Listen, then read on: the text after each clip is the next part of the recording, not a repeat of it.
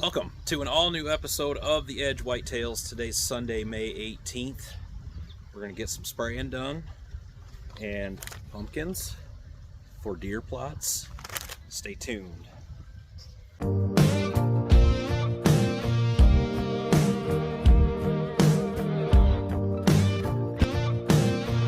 Welcome to the EDJ Whitetails. All right, welcome back. All new episode today on Sunday, May 18th. Kind of a slow time of year for the whitetail world, but I have been busy the last week or two getting the food plots cleaned up. The clover plots, they had the water over top of them for about a week, and they fared really well through that. My frost seeding still ended up coming up. The chicory and the clover both on all the stands. Let's see, what night was it? Monday night this week, I went down and I mowed everything off about 4 inches tall. Try and take care of some of them bigger broadleaf weeds and stuff and really let that clover get established again. With the deer browsing on it last year and then the combination of not one but two floods last year, that clover really took a beating. So we're going to go down today and I'm going to make up a little cocktail here in my 15-gallon sprayer, just a little simple hand wand sprayer. I've got some Antler King clover fuel.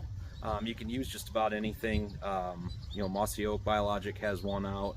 This was simple for me to get. I think it was $19 at the local hardware store. This will mix up perfect with my 15-gallon sprayer, and it'll do an acre. And then we're going to go in there with some Arrest Max. Now, this is going to control the grasses in the food plot. I'll show you a little bit about how I spray it and stuff, but I'm going to mix both of these together in this tank and just have a full-on cocktail, if you will, for the clover. And this is actually safe with the chicory as well. This is just going to control grass. This is not going to control our broadleaves within the plot. Also, we get down there. I am a tree fanatic. I got my hands on another apple tree. We lost 2 apple trees last year in that flooding. So I'm going to go in and I found at another local hardware store a really good deal on this really tall apple tree, $33. This time of year is when stuff starts getting clearanced out, believe it or not, and came across this deal last weekend. Also down there today, I'm going to show you how I plant pumpkins for deer. Some of my loyal viewers have seen this in the past. Last year we had a hard time with it.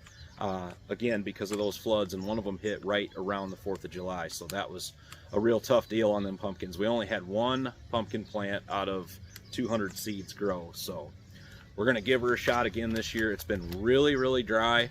That's okay for these pumpkins. They don't like wet feet, so to speak. So I'll show you how I'm going to plant those, and we'll meet you down at the land. But wait, before we get down to the land, I forgot to show you. I've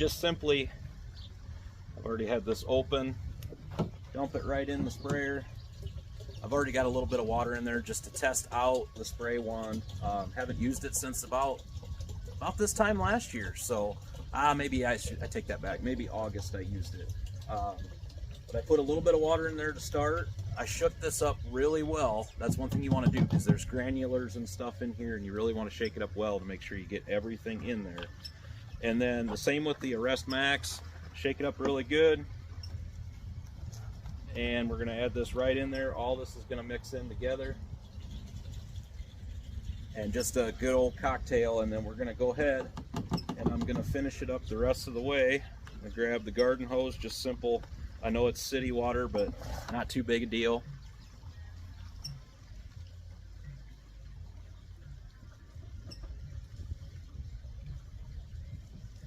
And with this kind of mixture, don't ever put the hose in the tank and then walk away. If this oozes all over your yard, you're not going to have any grass.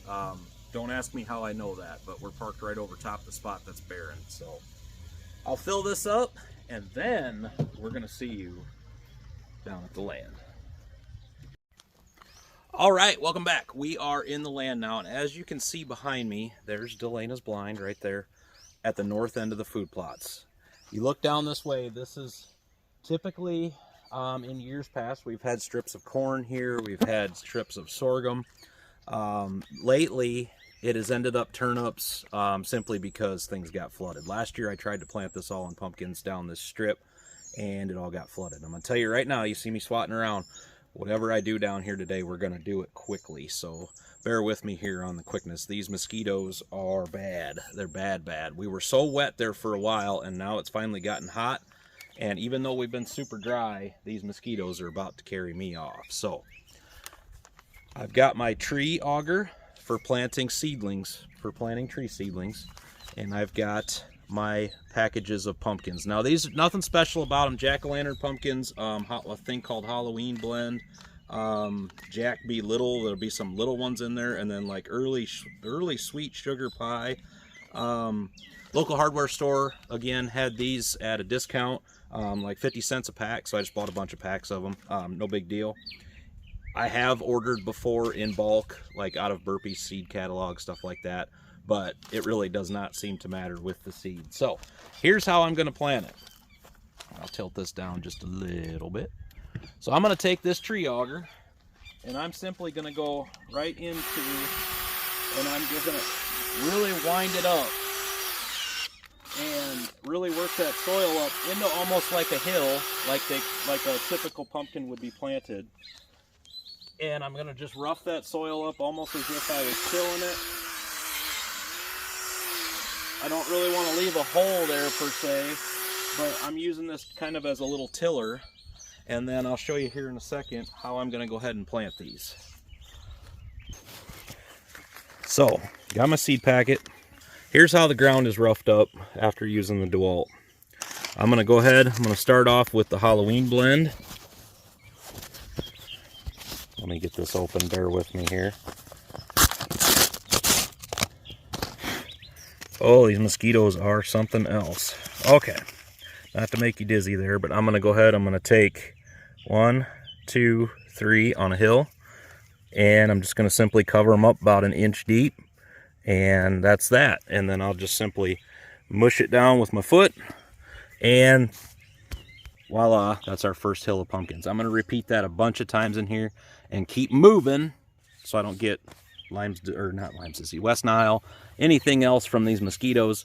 I'm going to keep moving along, and then we will finish up with planting that apple tree and getting some spraying done. So hang with me here.